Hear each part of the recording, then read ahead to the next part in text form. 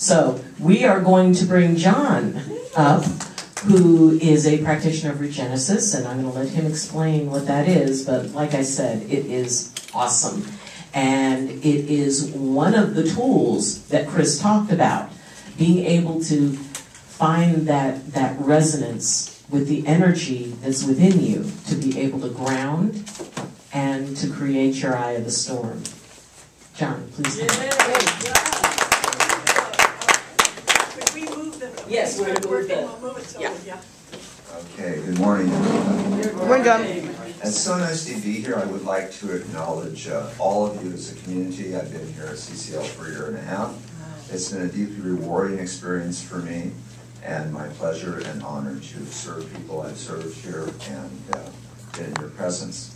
And again, just a very quick thank you to Pastor Boone, Pastor Dottie Boone, and Dr. Eileen, Reverend Ronnie, Reverend Janet. Thank you all very much. Dancers. It couldn't have been a more perfect lead-in for me presenting today. So I just want to quickly say, with regards to Regenesis, the word comes from the very fact is that we can regenerate. And within each cell is that potential, and that we can actualize that through the Regenesis process. And so I'm going to be taking a little bit of time here to do a short demonstration. And Jack Childs, you help me? Okay. So, let me just say a couple of other things. There's a through line, there usually is when I've been here at CCL, that comes through all of the people who are presenting. So I heard words like wholeness and completeness, and I'll add one from my teacher, the founder of Regenesis, Robert Rasmussen. He said, love is seeing perfection. So that seeing perfection, realizing the wholeness that's there and actualizing that. We have that within us. And I have worked a lot with many different conditions. I invite you to see them in my brochures at the back. There's also my testimonial book next to it. I want to talk a bit about how it works with trauma. So, Reverend Chris said it so well, that trauma can remain in the cells, but trauma can also be released. And not only can the trauma be released, but we can actualize the deeper potential. And that's one of beauty and grace and well-being. And that wholeness. You know the word health, the base word that actually comes from that means whole. So when you wish somebody health, or even hello, you're wishing them health and wholeness. So that's what it is to be in a state of health, is to be in a state of wholeness. So I'm going to do a little bit of a sample here, a little floor sample, we might say, with Janet, who so graciously offered to help me today. And I would just like to talk about things as I go through, and I'm working on Janet. So I will... I'll hold this for you. Could you please? Thank you so much. Just speak loud. A new profession, mic stand. Yay! Dr. Eileen has done that on more than one occasion. Okay, so I'm going to ask Janet to just lay down here. And my sister Janet, you know, she's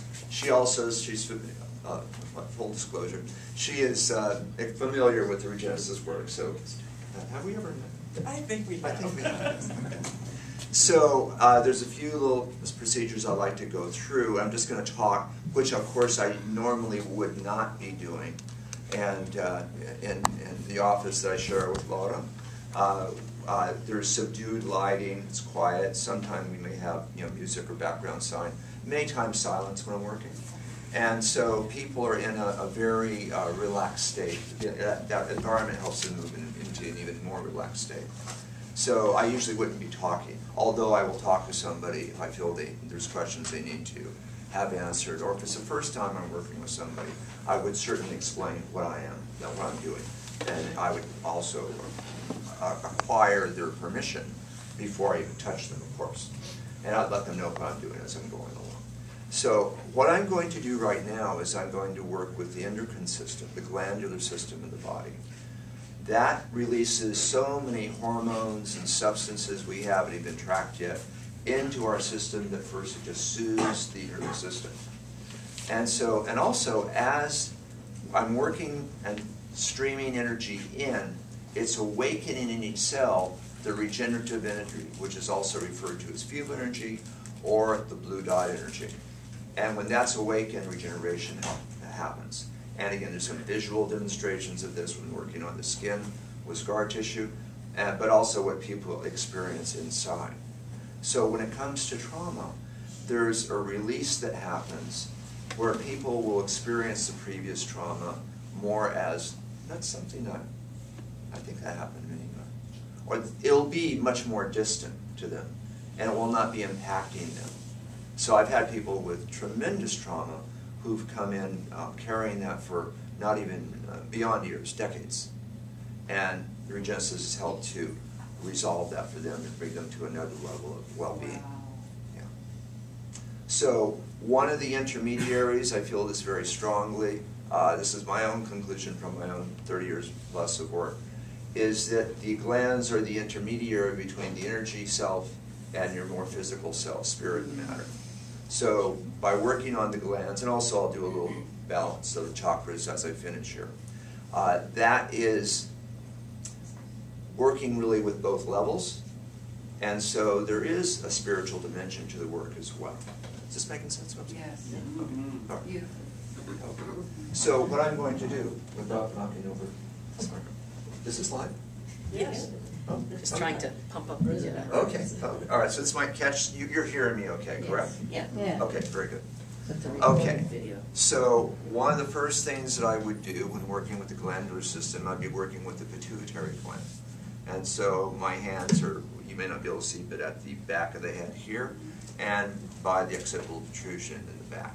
So these we have found are nerve plexi that lead to the pituitary gland, and certainly not the only one. It's not the only way of approaching this either, but this is the one that we use in Regenesis.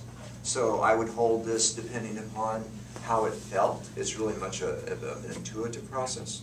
So it might be for a minute or so, or it might be much longer. So may I share what you shared before here publicly? Okay. Janet shared this story before. She had a thyroid condition that I worked on years ago. Now, we spent an entire session on the thyroid gland, and it reversed, it corrected. Yeah, corrected. I had hyperthyroid, Graves' disease. They were going to irradiate my thyroid. Wow. And then take out the tissue. Yeah. Yeah, so there's times when I spend, especially if it's a specific condition, I may spend much more time in my position. Okay. So, so I want to keep within my time frame here. So, after following the working with the pituitary gland, we are now going to the pineal gland. Take a trip with me down to the pineal gland. So the pineal gland is right here at the third eye position, and my hand still remains at the occipital protrusion in the back. So also this area, you may find this interesting, this area just below the occiput in the back, that little hollow there. In a lot of traditions, that's referred to as the mouth of God. So by working that area, that also, it helps, I definitely believe this helps our intuition. Reverend Chris made a mention of this, I can't quote, but with regards to if you have a trauma, there's a contraction. And we build walls, okay? And we what? We build walls. Yeah, like the walls that Reverend Chris was talking about, okay? So, Reverend Di was talking about too. Janet That's said. right. Okay. It's been talked about. So, when that's restored to a state of health, part of the process is the cell relaxes, it uncontracts, it expands. It comes to its full, total, optimal normalcy. Okay? All right? So when somebody's doing intuitive work, you may often feel, it may at first feel like a little bit of discomfort in the back of the head, this area I'm referring to, and you may feel something in your third eye. They correspond with each other quite often. So that's a way that energy and information can channel through. And again, a lot of tools have been mentioned previously about things we can do to relax, settle, open, allow that area to relax and expand. Okay? But the regenesis process does this also. So again, and of course it does work with the that branch of the pineal gland that goes to the optic nerve. So it helps indirectly. I would hold this position too if I'm helping somebody with their eyesight. All right, so now from here is I would be holding right under the ears, between the mastoid bone and the ears right there, and angling up towards the brain. This is for the hypothalamus thalamus. So this is considered, amongst other things, this is the switchboard of the glandular system. So this organizes things right here. Holding this position, people quite often will fall asleep and experience a deep level of relaxation. So this is a very profound point here. It intersects with a number of others. So with regards to the glandular system, it's the hypothalamus thalamus here, which I have found also, holding this position, will help to release some of the body's own natural cortisone-like substance. So it does help in terms of pain too. So, of course, normally I would hold longer, but now what I'm going to do, and I always do this, and I know Janet likes this, is this gentle stroking down the eustachian tubes towards the hollow of the throat, not into the hollow of the throat, just towards it there. And I'll do that because opening up the eustachian tubes helps that natural flow. We have a quart or two of fluids that circulate in a healthy way through our brain and through our sinuses and through our whole head. That's a natural part of our health. We want to make sure the eustachian tubes are open and healthy. And so I always do that. And now, of course, I'm holding up the thyroid gland again. But of course, it's not only just the thyroid, it's the parathyroid as well. So if I'm working with somebody who has any type of arthritis, I will work this a lot because the parathyroids are in charge of the proper distribution of calcium and other things too, I believe. It's really quite profound in helping with arthritic conditions. And of course, it's the thyroid itself. Just by doing this too, it will balance whether somebody is hyperthyroid or hypothyroid.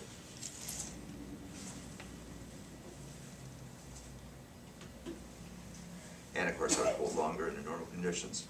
But now I'm contacting what we, in our colloquialism, we call the hammer. That's also a translation from the Chinese as well for the large vertebra, the first thoracic. Yeah? T1? The T1. T1, yes indeed. The dinosaur. That's right, yes, it's the T1. Usually if you feel the lump right at the bottom of the neck, that first big lump that you feel, that's usually T1. Yeah. I've never been introduced before. Yes. Thank you. Yes. So I'm contacting that to also stimulate and have energy from the autonomic system. And then what I'm holding in front here is about 1.5 inches off the sternum to the right between the second and third rib. Yes. And again, I continue to flow the energy here, and this is the thymus gland. And the thymus gland is considered one of the jewels of your immune system. So this is a good one to do. You can stimulate yourself to a degree just by tapping here. I learned this from an old nurse, an old OBGYN nurse, and she says that's what she would do with the newborn, rather than the archaic way, slapping them on the bottom, which I'm not saying that doesn't have function so much. Okay, but that's what she would do, and that would get the infant fully woken up and stimulated. So a lot of different purposes here, but right now it's for strengthening the immune system here. It's also the grief point between your heart and your throat. Mm-hmm. Very good. Okay. all these things have their emotional equivalents too as we go along, their emotional counterparts. Not to the least to mention, this is one of the things I will do for trauma specifically, is I'm holding at the aortic, above the aortic or heart position here, and on the carotid on the side of the neck. So I do this with most every session. I do this for a bit. And this is really very good for alleviating trauma, particularly recent trauma. There's other things I do working with the amygdala for deeper trauma, which I may show in a moment.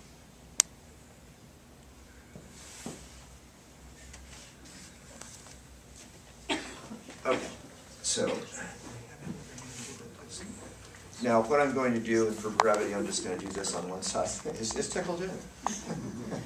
That's what I live for. Okay, so right here I am at the position for working on the adrenal glands. And the adrenal glands produce adrenaline, they also produce cortisol. They produce over 30 different hormones. So they take over for some of the other glands if they fall into disrepair. So one of the big things, if you are under stress, certainly under trauma, you have a very busy life, your adrenals are working overtime. Okay? So working with the adrenals is very, very important, which of course I would do on both sides. They sit on top of the kidney on either side. So your adrenals definitely fire off strongly at a time of trauma or emergency. And it's important that this is reestablished. Things are all rebalanced and reestablished. Okay?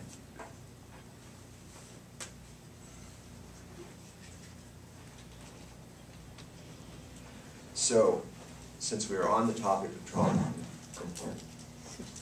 excuse me. Didn't mind it. Yeah, you can't put her to sleep, John. She has to play another song. Yes.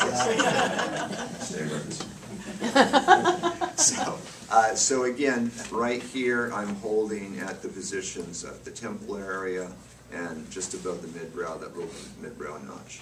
And this is a way that I contact and give energy to the amygdala. So this I would do with traumas that are of more of a historical nature.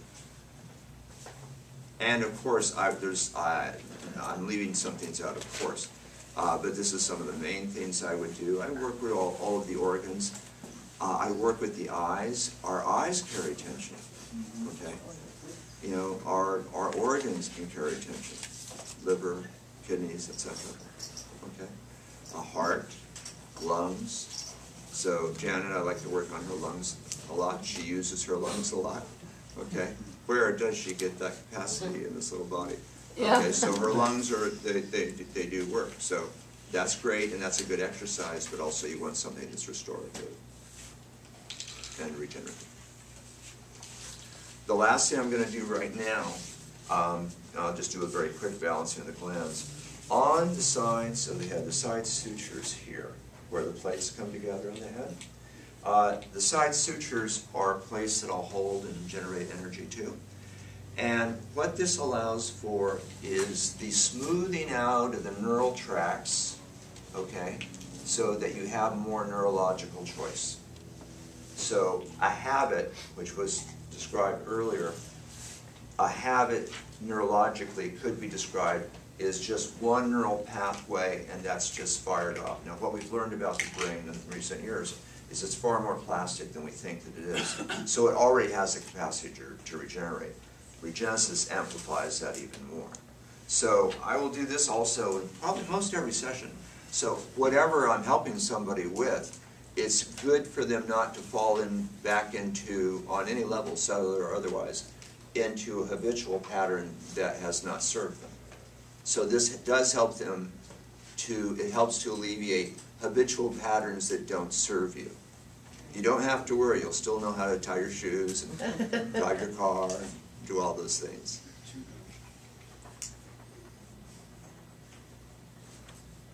And then the last thing I'm going to do right now is just give a light balancing of the chakras for Janet here.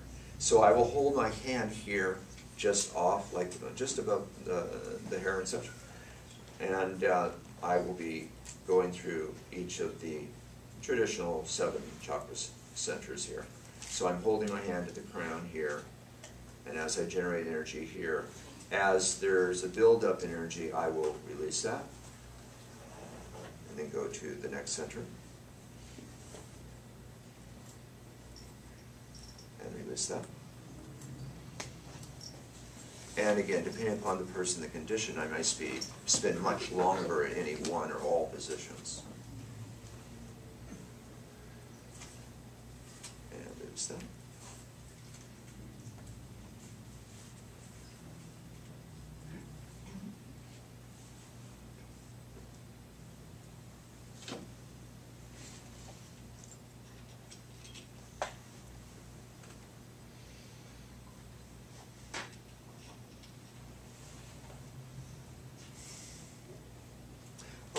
Okay, so that's basically what I would do, and then I end that by brushing up, sort of brushing the energy up, so it's a nice uplifting feeling. So I'll do that a number of times. And there is one other position which I would hold, same point as the hypothalamus-thalamus, and then just above the pubic bone lightly. And this is the hormonal balancing point, so it's good for all kinds of hormonal conditions.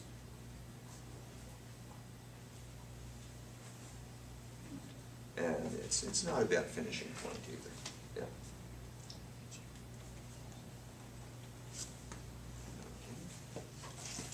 Okay. And so that's basically an example of how I work.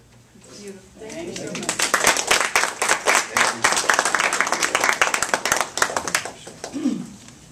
And I feel wonderful. You know how usually I'm cold? I feel totally warm. Just right away. So if you have any more questions about that, please, you can get one of John's brochures in the back, or I'm sure he'd be willing to hang out for a few minutes and answer questions. So this has been an amazing journey, and ultimately at the heart of those tools that we have, of where we go to find that eye of the storm, realize that the other piece